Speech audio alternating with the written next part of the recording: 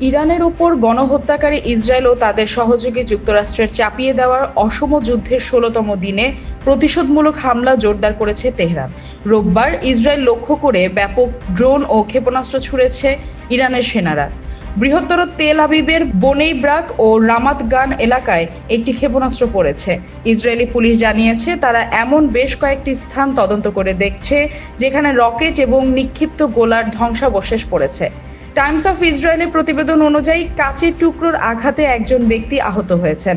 এর আগে Israeli police জানিয়েছিল কেউ আহত হয়নি। টাইমসের প্রতিবেদনে আরও জানানো হয়, ইসরায়েলের ছোড়া সর্বশেষ রকেটটি একটি কেন্দ্রীয় শহরে আঘাত হেনেছে, যার কারণে একটি ক্লাস্টার বোমা বা অন্যান্য ধ্বংসাবশেষের কারণে একটি অ্যাপার্টমেন্ট ভবন ক্ষতিগ্রস্ত হয়েছে।